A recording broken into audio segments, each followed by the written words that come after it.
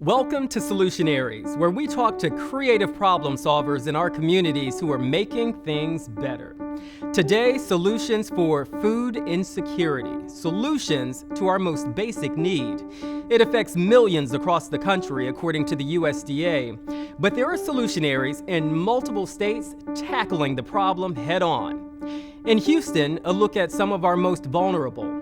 Babies who are just days, weeks, or months old.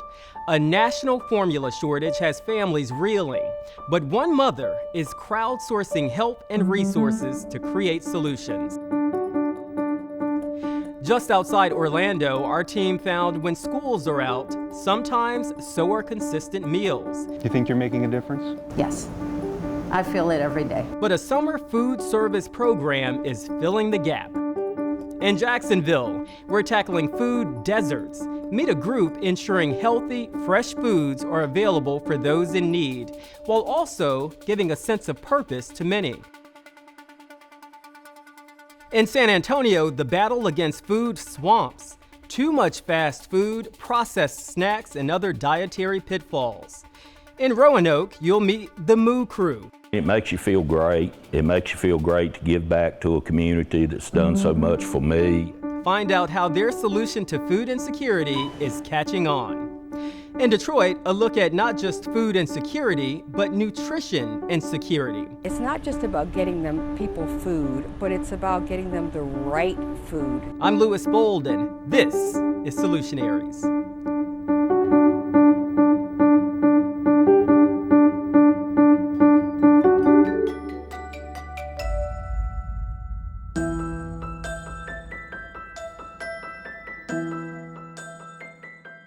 There are food deserts all across America, in urban and rural areas. A food desert is a neighborhood where residents do not have access to fresh and nutritious fruits, vegetables, and meats. Instead of grocery stores and farmers markets, people here have corner marts, dollar stores, and gas stations. These sell mainly low-priced and low-quality processed foods. To make matters worse, many people don't have cars to get to grocery stores. The USDA found nearly 40 million people, or 13% of the population, live in a food desert. We looked at 6 cities across the country. Houston has nearly 100 food deserts. San Antonio, 70. Detroit with nearly 45. Orlando and Jacksonville have 40. Roanoke has 10. In each of these places, as many as 15% of households don't have a car. A Johns Hopkins study found these areas have lower levels of education, lower income, higher rates of unemployment, and they are disproportionately black. Attracting grocery stores to these areas is difficult because they typically don't produce profits, as residents here have less money to spend.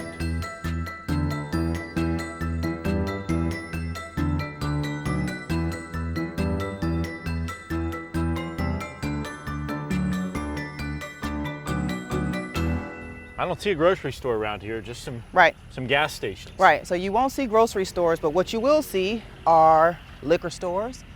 No shortage of those. No shortage of convenience stores. No shortage of Dollar Generals, Family Dollars, none of which support or sell fresh produce. It's called a food desert. It's an urban area where it's difficult to buy affordable or good quality fresh food, and it affects nearly 40 million Americans. People who are affluent have many choices, and people not so much. And so when you have a great income and a lot of automobiles, you can simply just get in your car and drive to Whole Foods or drive to Fresh Market or drive to Sprouts, but you don't have those options here. Many people don't. What are the problems with people who don't have access to that fresh food? Yeah, so people who don't have access to fresh food survive on processed foods, survive on sugar, survive on a lot of carbs. And that translates, that's long reaching. So it has consequences beyond that dinner table. It impacts children's ability to learn, children's ability to grow and thrive. Mika Hardison-Carr hopes to be a part of the solution, even if her part is small. I am the owner of the Urban Bee, and I am also the beekeeper here at White Harvest Farms. Oh, and I run the community garden. Okay, so you wear many hats. Many.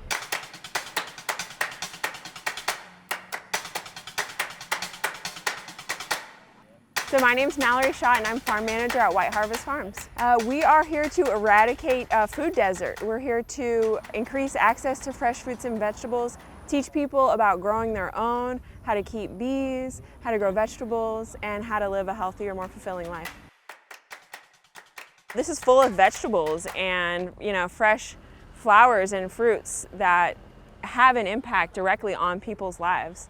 People eat this food and it helps them.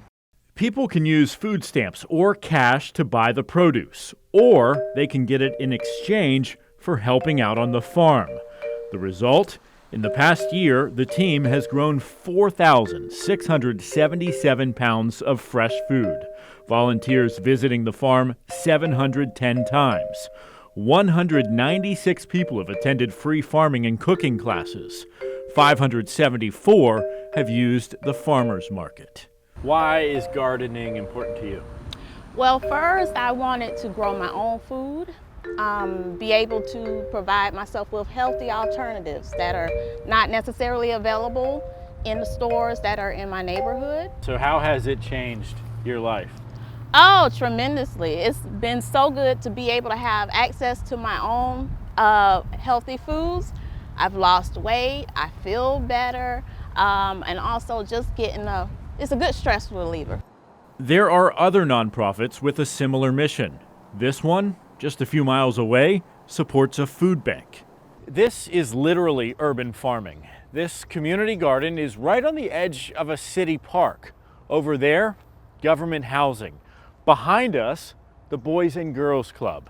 It is centrally located where people need it the most.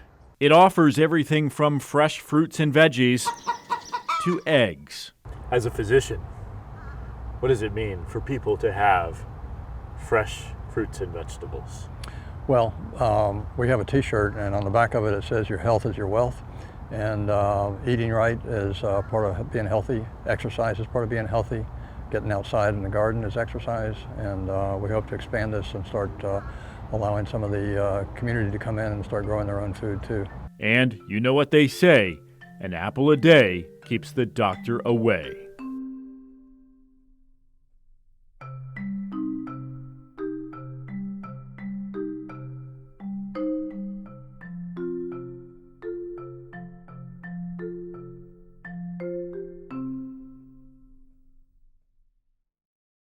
I just really wanted to welcome you guys to Midway School of the Arts. It's an incredible space where we welcome the community and hundreds of our summer school learners and make sure that nutritious and delicious meals are available to them every day. My name is Richard Miles. I'm the Assistant Director for Red Apple Dining at Seminole County Public Schools.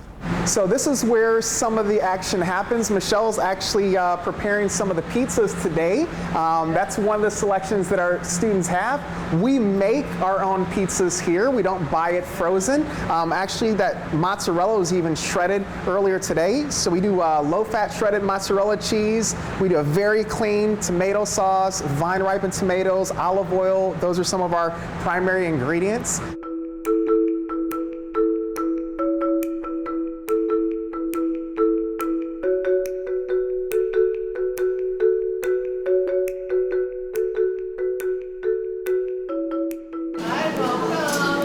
They come in and they'll say, oh, I'm so hungry this morning. And you're like, well, why are you so hungry? No, I didn't eat last night.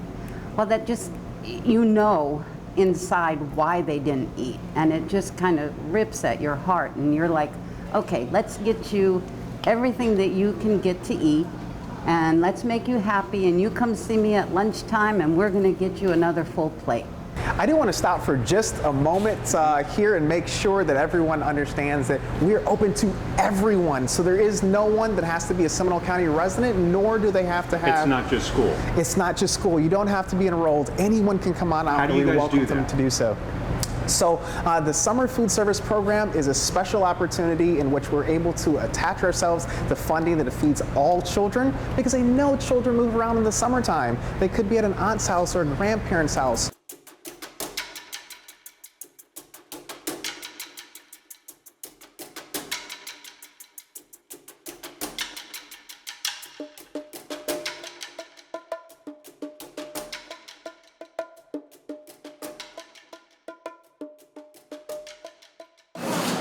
Are you concerned about some families who may just barely not qualify for the free and reduced lunch program and still may have some trouble making ends meet on the other side?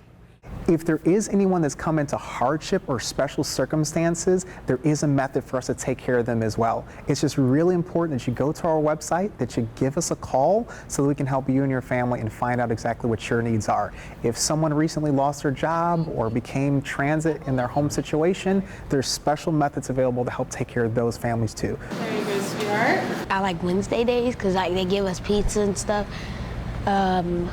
And also I like Fridays and Mondays. Pizza day can be kind of overwhelming when you're making 80 pizzas. You think you're making a difference? Yes, I feel it every day. Especially when I see a lot of my students after they've grown up and they still remember me and they're like, oh, you used to be, and I'm like, yeah, I'm like, how you doing? I'm doing great. I remember you. They said, you always used to smile and you were so nice to us. So you know you've touched their hearts.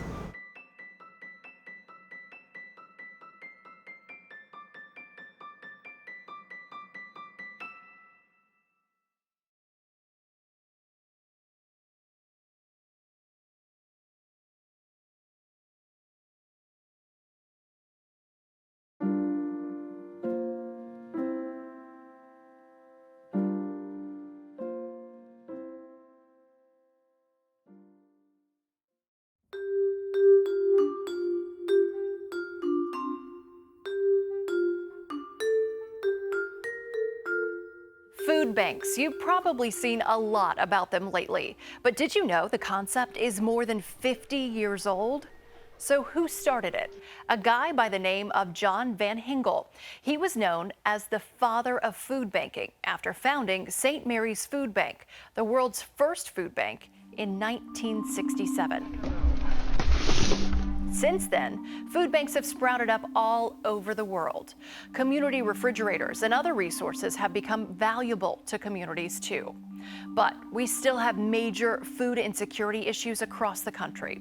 According to feedingamerica.org, there are about 1.3 million food insecure in the state of Michigan, about 800,000 in Virginia, more than 2.5 million in Florida, and 4 million plus in Texas.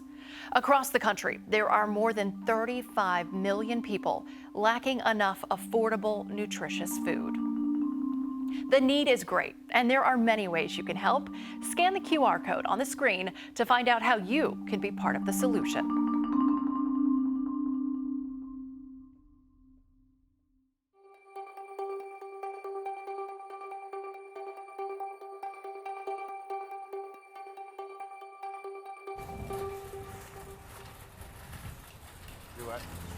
Well, we had a nice day for this, huh? Morning. For me personally, it's hard for one person to do something alone, but when you get with a group like Rocky Mount, Rotary. Is that it? 2 gallons. Okay, we got it? Yep. You can do so much more as a group. Thanks, guys. I'm Bill Jacobson. I'm a member of the Rocky Mount Rotary Club. Well, the Moo Crew really was a brainchild of our president, Joey Cornwell. And Joey was a dairy farmer, grew up as a dairy farmer, and there are a lot of dairy farmers that are in our Rotary Club. So he had this challenge through Rotary International, and we needed to come up with something we could do as a club in addition to the little free pantries, which is something we also do. So he decided that the Moo Crew would be created. Every week we have a little cup in the middle of our tables and we put dollars in there, and that helps pay for us to deliver milk every Tuesday, and that's the Moo Crew. Through today, we have delivered 388 gallons of milk.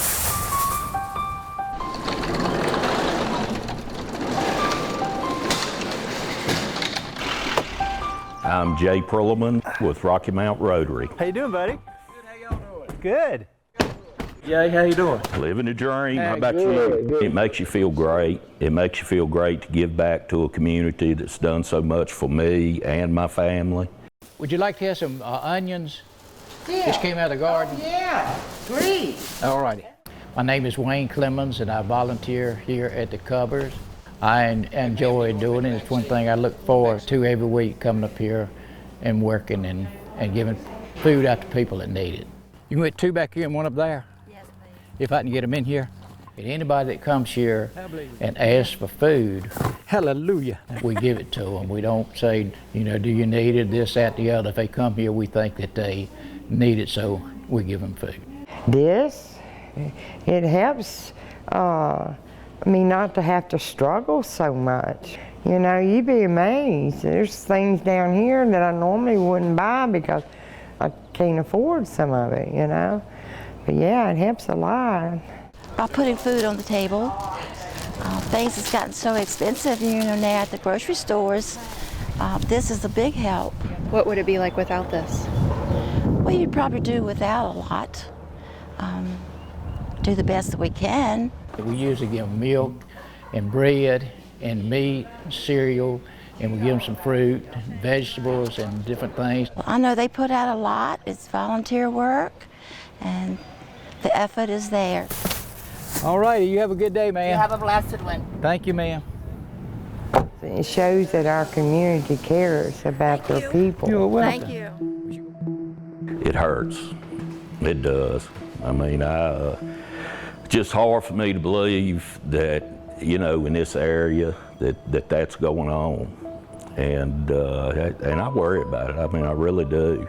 And doing what we do, you know, as far as delivering the milk, it makes you feel good, but still, you know, it's still in the back of your mind that there are people, you know, that don't have.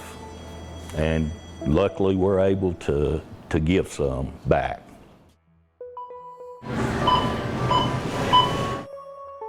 All right, guys. Today, I heard what you guys are doing. We appreciate it. We'd like to donate this today to you guys. All right? Thank with you the so much. $250 gift card for the donation for the community. Thank you so much. Thank you. No problem. Thank you for it. No problem. Appreciate it. Thank you. Today's paid for. Yeah. And then another $250. So what will that mean?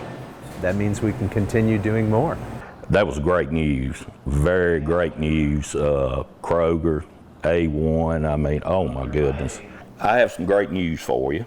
Good, good. This morning we went and picked up our milk. Good. And Fritz, the manager at Kroger, not only paid for the milk today, also is donating $250 to Rotary to keep the milk coming, and also donating $250 to you over here at his cupboard. Oh, well, that'd be great. We can use that money. We use it, buy some bread each week for the people. And we're about to run out of the bread money, so that will come in handy. We can use it for that. Good stuff. Well, that'll be great. That's good stuff. Very good, very good.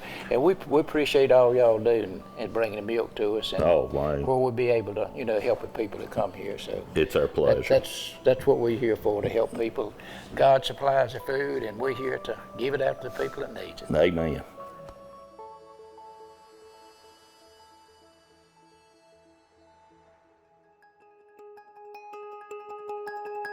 Be sure to subscribe to our Solutionaries channel. We're just getting started.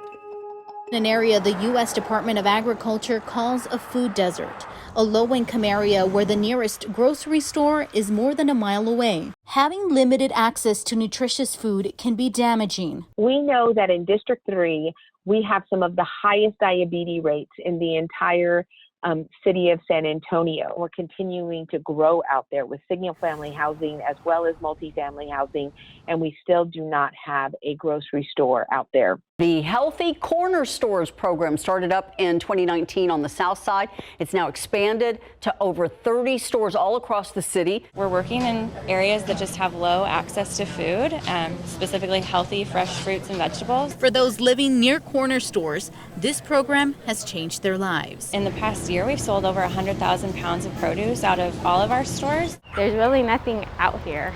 It's usually a hassle, so we get it delivered to us That way we don't drive so far. I have a newborn and it's hard to get to there and come back. The San Antonio Food Bank's mobile mercado is bringing residents in food desert areas access to free fruits and veggies and other healthy foods at a very affordable price. So I'm Eric Cooper, President and CEO of the San Antonio Food Bank. I've actually been at the food bank here in San Antonio for 21 years. When it comes to food insecurity, that's a term used for families that don't know where their next meal's coming from. The mobile mercado is designed to do just that. It is designed in some ways to provide hydration to the food desert, to give people access to good, healthy food right at the curb. Sometimes people use a term called a food swamp. That's a geographical area that maybe the density of fast food or fried foods is high, and oftentimes a food swamp can be located in a food desert, which just means that that community has a higher probability of high rates of heart disease, high rates of diabetes, high rates of chronic tension. It's tight for everybody right now, just with everything going on. So the prices are increasing in some places as well. So it really, really helps everybody in the community with all of their needs. At every mobile mercado location, there's also a nutritionist who can make tasty meals with healthy ingredients found in the truck. We want them to learn how to incorporate those fruits and vegetables that they're getting from the mercado into their everyday meals for themselves and their families. Nutrition education, helping families understand how to shop a grocery store, how to get the best nutrition for the dollar,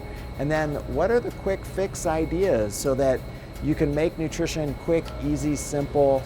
You know, our nutritionists talk about the drawer of good intentions in all of our refrigerators. It's usually the produce drawer, right? You bought it thinking, oh, I'm gonna make this, but then you didn't, and then you threw it away. And so those good intentions will never nourish you. It's not healthy unless you actually eat it.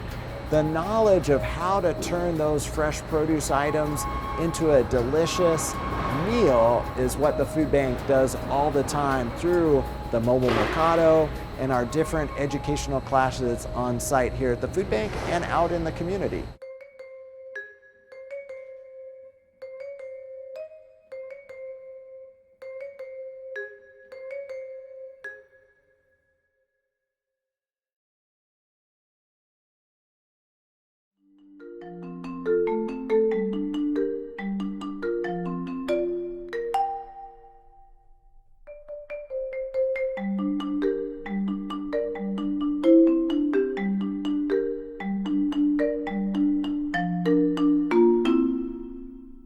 It's just not a good feeling to be on edge at every moment. Is my baby going to eat today? What kind of world do we live in? I'm like, how is baby formula missing? We had tried everything for her. Sorry.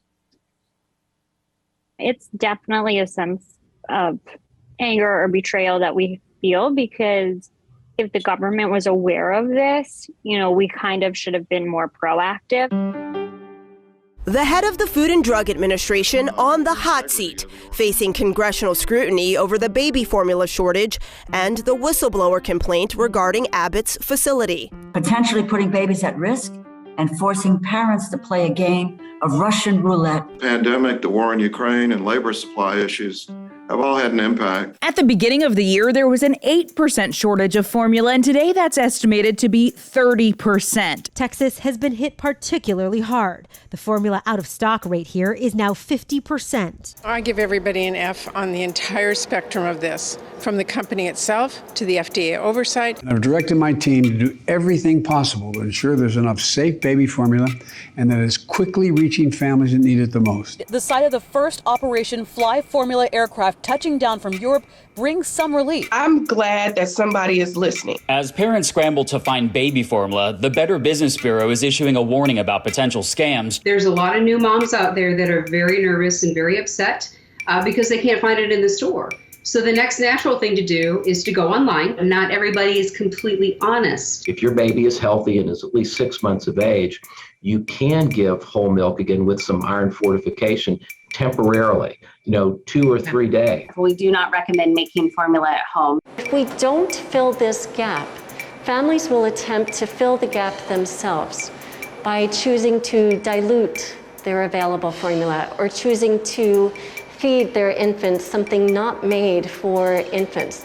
That cannot happen. Moms turning to all of their resources to help feed their child. A wonderful mom in Maryland actually said, I have this sample can of formula, I can mail it to you. And I said, great, just tell me what the shipping cost is in your Venmo and I'll pay you back. And she said, oh, just consider it a gift. In a way, I was helping facilitate crowdsourcing of information for people to just constantly look and check for updates and go out and seek out the formula that they need. What I realize in all of this is you cannot beat a mama. Mamas will do whatever we can to make sure their children are taken care of. Be sure to subscribe to our Solutionaries channel. We're just getting started.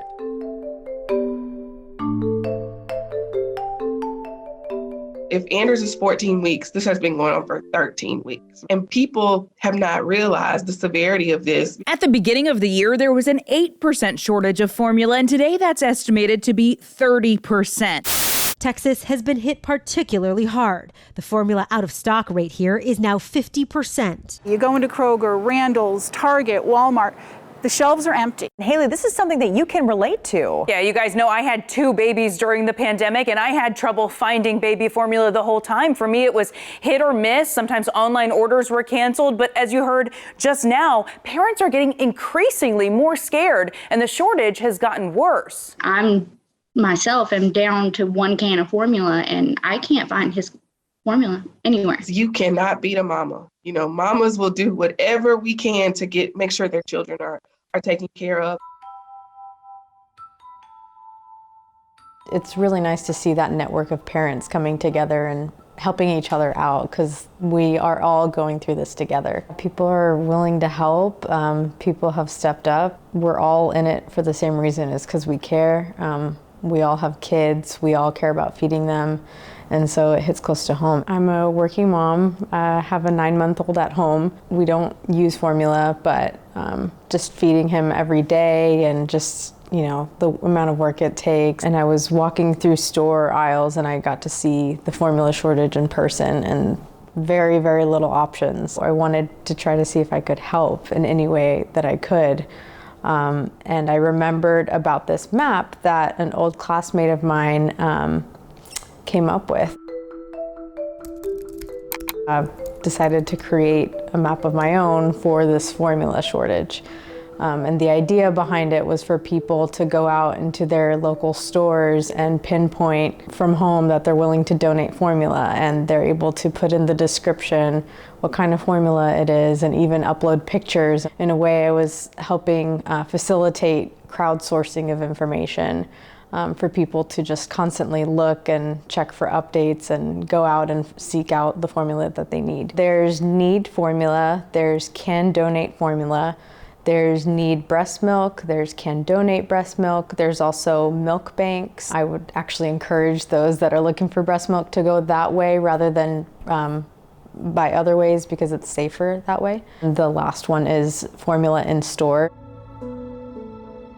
So whenever you get to the map, if I were to go to a store and I saw some formula that I needed, I click on the green little pinpoint, I search for the place, I select a category, so in this case I'm at a store, so I click formula in store. The title could be something like the brand of the formula that helps draw people's attention. And then in the description, I would write something about how many cans that I'm seeing or the variety of brands, because some stores are more well-stocked than others. And then there's the option to add pictures as well. So when I click on add pictures, it automatically brings up through my phone's camera the ability to just take the picture right then and there and upload it. So that way people can actually see what you're seeing at the store. It's felt really good, even if it only, when I first started the map and I heard about like maybe 2 or 3 families reaching out to me, thanking me about the map, even just if I help like 1 or 2 families out of all of this, that makes me feel good because that means a baby is being fed.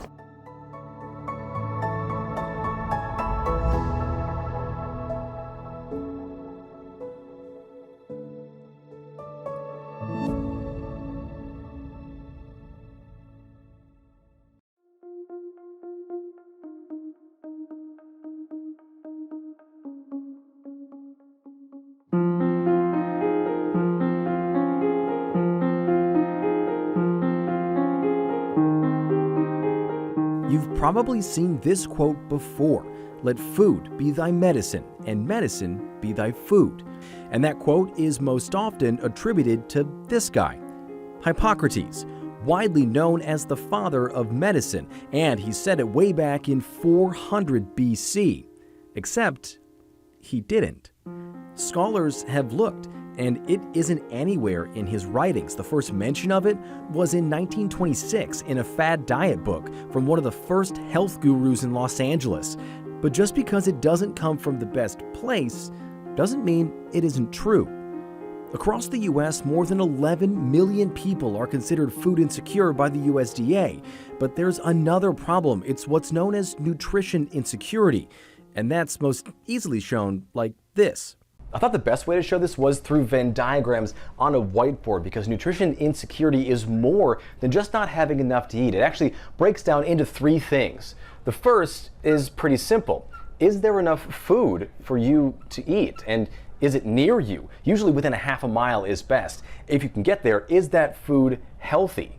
A big problem in a lot of cities all across the country. And last is access. Can you get to that food, if at all? A lot of times people don't have cars, and the public transit is bad. Also, access is cost. Some of that food can be very expensive. And in all of these places where this overlaps, you find another problem. Healthcare costs also on the rise, often because people have to spend money to get healthcare, and they have healthcare needs because they haven't been getting the food that they need. In 2022, the Michigan Food Security Council found healthcare costs from food and nutrition insecurity were more than $1.8 billion every year. And most of those are chronic health problems like diabetes, heart disease, and hypertension. It creates this sort of loop. People can't get the healthy food because they can't afford it, which makes them food insecure, which makes their health problems worse, which means they have to spend money on healthcare, but then they can't afford the food they need. People trapped in this loop of poverty, poor health, and hunger. And it happens year after year. The council saying there is often a perpetual cycle of income restriction, food insecurity, and adverse health outcomes, which is incredibly difficult to break. But there is a program in Detroit working to make food medicine and to help break that cycle of poor nutrition, poor health, and high costs. When you're in the office and they say, well, to manage your diabetes, you need to eat these foods in this way. And then you realize that you want to manage your diabetes, you want to avoid the complications of, non-traumatic amputations, blindness, heart disease, all of those things that go with diabetes. And yet when you go home, you don't have access to the very things that your provider and your team within the healthcare setting told you about. Dr. Kimberly Dawn Wisdom is with Henry Ford Hospitals in Detroit. She helps lead programs called Henry's Groceries that deliver food right to people's doors, and a program called Fresh Prescriptions, or Fresh RX, which helps put people on specific healthy food plans depending on their specific needs. So what happens is when individuals go and meet with their doctor will say, okay, eat better. But oftentimes as physicians, we're not trained on how you need to eat better for your particular condition. So this way, we don't have to have all that nutrition expertise. We actually can refer you to a community educator that we link the person with. In 2015, the programs started with just a handful of people. Nearly a decade later, they've ballooned to help cover more than 1,300, which in a city like Detroit, where 50% of the residents are food insecure, it may not seem like a lot, but it is a start. And we know these programs really work. In a study in Preventative Medicine Reports that looked at the number from these programs in Detroit, took a look at levels of A1C, which measured blood sugar. Those levels have to be closely monitored for people with diabetes. The study found that just $10 a week for 2 months for fresh, healthy food helped lower blood sugar levels dramatically, while people who didn't get that money saw their levels rise. So these programs work in a few key ways. The first is just getting people food. Programs like Fresh RX already do that right to their door. Also making sure that that food is healthy, just like before, and also these are prescribed diets. In most cases, the food is healthy even when it's not. The last one is the most important one, education. So often people don't know how to prepare their new healthy food or don't know how to prepare it in a healthy way. These programs try to make sure that all three of these things happen so they can help alleviate some of those chronic issues. It's not just about food. It's about food that is nutrition dense, that has the right calories, because all food is not the same. In places all across the country, there are plans like Henry's Groceries and Fresh RX, and during the pandemic, they were invaluable, but they simply don't go far enough. Okay, one more Venn diagram. It seems like this should be a thing that we can solve on a wider scale, but there are major hurdles standing in the way. The first is funding. So many of these programs are cobbled together by grants and donations, meaning sometimes that money can dry up or they have to meet strict standards. The second is insurance often doesn't cover these kinds of programs or these diets, only in cases that are really specific, like after weight loss surgeries or people with wasting conditions. Finally, it's follow-up from doctors. So often a doctor will prescribe a new diet or say you need to eat healthy, but then not be able to follow up with their patient, or that patient falls through the cracks, and tracking them down can be time-consuming and really expensive. So even if Hippocrates didn't say food is medicine, he's definitely famous for something else, which makes this all come full, well, circle. The oath that doctors take, the Hippocratic Oath, is named after Hippocrates, and it says do no harm. And that's exactly what programs like Fresh RX and Henry's Groceries do. No harm, with the hopes of erasing this problem for good. We'd like to hear what you think about the topic. Leave us a comment below. And be sure to subscribe to our Solutionaries channel. We're just getting started.